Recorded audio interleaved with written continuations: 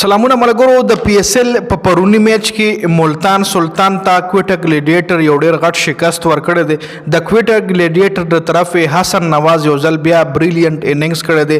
حسن نواز په دی پی اس ال کې د کوټه ګلیډیټر د لپاره 3 میچونه ګټلي دي. جی په میډل آرډر کې راوتلی دی، سکور هم مخکې بوتلی دی او میچ بیا فینش کړی هم دی حسن نواز.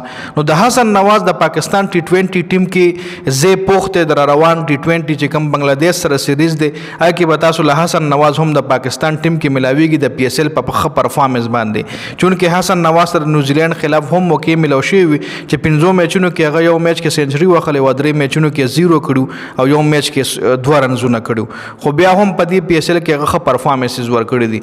د حسن نواز باندې هم خبره کو او مکمل سکور کارت باندې هم خبره کو. پرون چې کوم لومبنه میچ د غرمې شوی و د کوټه ګلیډیټر په مقابله ملتان سلطان په دې پی اس ال کې ډیر زیات ناکام ترین ټیم ثابت شو.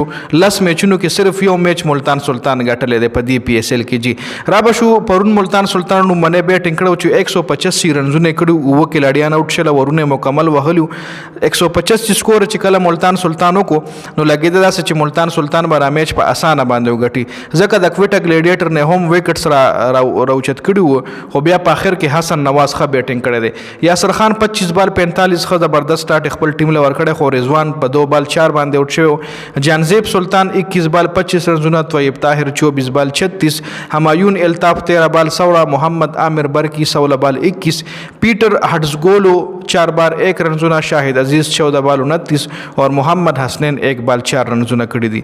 دا بلکې تاسو مخالف ټیم وګورئ کوټه ګلیډیټر د طرفه خرم شهزاد 4 اور 43 یو وکټه، فهیم اشرف 3 اور 35 یو وکټه، ابرار احمد 4 اور 38 یو وکټه، دینه علاوه محمد وسیم 4 اور 26 یو وکټه، عثمان طارق 4 اور 32 3 وکټه، خبالنګ عثمان طارق کړي، دانش عزیز یو اور کړي دي او 10 رنزونه کنسیډ کړي دي.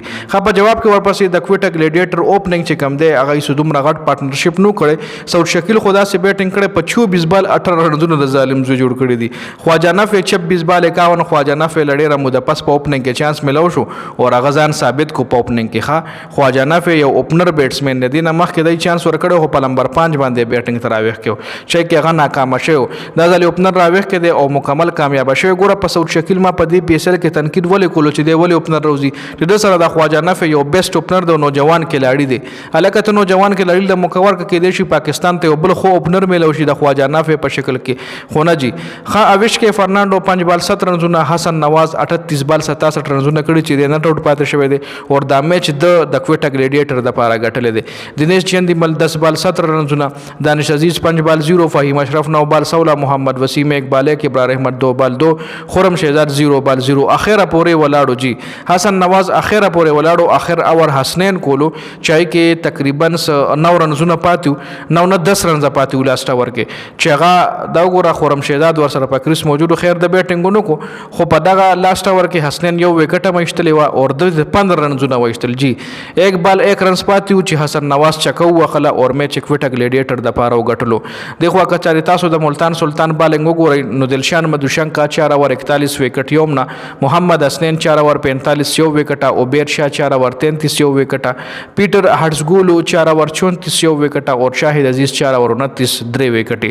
خبالنګ ور سره د وکټ لحاظ سره او د خې اکانومي لحاظ سره شاهد عزیز کړی دی. جی نو ملتان سلطان دا ځل په دې پی اس ال کې خراب ترین پرفارمنس اور کوټه ګلیډیټر په دې پی اس ال کې ښه پرفارمنس کړی چې کوټه ګلیډیټر 15 پوینټونو سره په پوینټ ټیبل کې په نمبر 1 پوزیشن باندې ده او دا 15 پوینټونو ته بل په پی اس ال کې یو ټیم هم نه رسي، صرف کوټه ګلیډیټر رسیدلې ده. جی نو دا مکمل سکور کارډو د ویډیو کتلو زیاته مننه. ویډیو ضرور مخکې ملګرو سره شریک کړئ. والسلام.